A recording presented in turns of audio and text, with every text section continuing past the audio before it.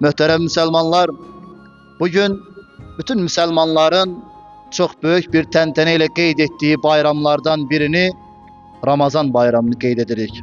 Ramazan bayramını bütün İslam alemi hicretin 2. ilinden, yani miladi tarihlə 624. ildən itibaren qeyd edir. Ramazan bayramına eyni zamanda Fitir bayramı da deyilir. Mənası iftar ziyafeti demektir. Allah Resulü sallallahu aleyhi ve sellem Kurban ve Ramazan bayramı günleri biz Müslümanların bayramıdır. Bu günler yemek, içmek ve hediyeleşmek üçündür. Ona göredir ki hatta bu günü bayram namazından evvel hurma, halva vesaire kimi şeyler yemek müsteheptir.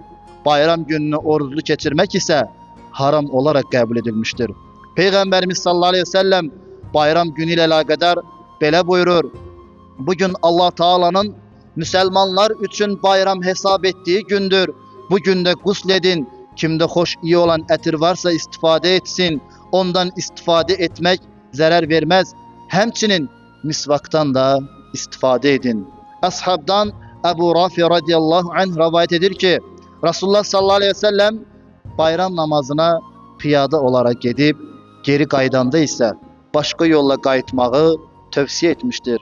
Bayram günleri qohum əqraba ile bayramlaşmak, qəbirləri ziyaret etmekle ahireti hatırlamak, yoksullara, fəqirlərə, möhtaclara hem maddi hem de manevi el tutmak bayram gününün güzelliklerindendir.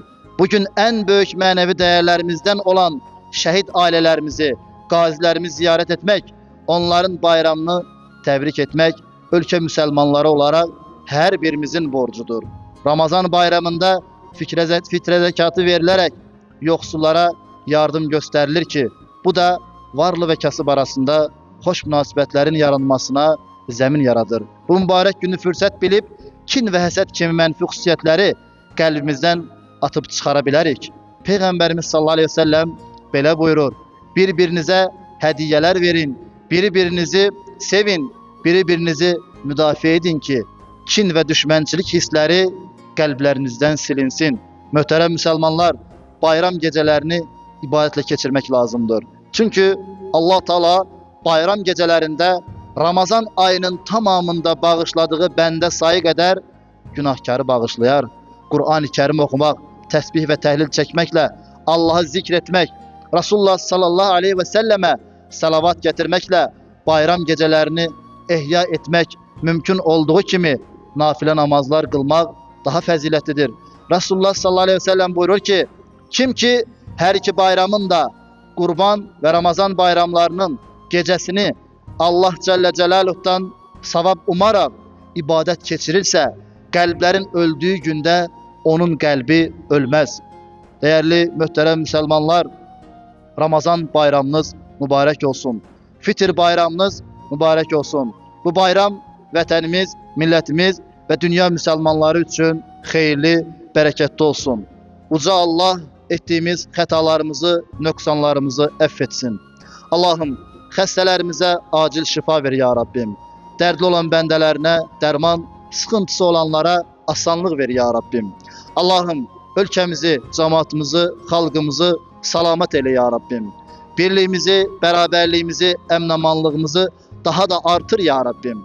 Allah'ım kimler birliğimize, beraberliğimize, emnamanlığımıza xələl yetirmək istəyirsə, onlara bir an olsa belə fürsət verme ya Rabbim. Allah'ım bayrağımızı daima ucalarda dalgalandır. Minarelerimizi azansız koyma ya Rabbim. Allah'ım dünyadan köçen bütün yakınlarımızın, əzizlərimizin mekanlarını cennet eyle ya Rabbim. Dünyada kalan böylerimizin, aksakallarımızın, ağbirçeylerimizin, valideynlerimizin ömürlerini bereketli, sağlam, iman dolu eyle ya Rabbim. Allah'ım vətən keşiğinde olan bütün hərbi qulluqçularımıza yar ve yardım eyle ya Rabbim. Onlara güç, kuvvet ver ya Rabbim. Düşman üzerinde her zaman gələbələr kazanmağı nasip eyle ya Rabbim. Allah'ım ya Rabbi ya Erhamer Rahimin bizleri növbəti Ramazana qovuşmağı nasip eyle ya Rabbim. Allah'ım Ramazan ayında koruduğumuz havamızı, ab-ı havamızı növbəti aylarda da növbəti Ramazana kadar korumağı bizlere nasip eyle ya Rabbim. Allah'ım bu vətən uğrunda, bu din uğrunda canlarını feda eden şehitlerimizin mekamını uca eyle ya Rabbim. Allah'ım şehit ailelerine, şehit doğmalarına Hazreti Eyyub Aleyhisselam'ın sabrinden ver ya Rabbim. Allah'ım gazilerimize acil şifa ver ya Rabbim. Allahümme ya Rabbena atina fid dünya hasene ve fil ahiret hasene ve qina azaben nar. Rabbena gfir lana ve li valideyye ve lil mu'minine yevme yekumul hisab. Birahmetke ya erhamer rahimin. Ve selamun alel murselin. Velhamdülillahi Rabbil alemin. El Fatiha. Ez değerli kardeşler ve bacılar, bayramınız mübarek olsun. Allah Teala her birinizden razı olsun. Allah her birinizin tuttuğunuz oruçlarınızı, dualarınızı kabul etsin. Allah bütün hayır emellerinizi kabul etsin.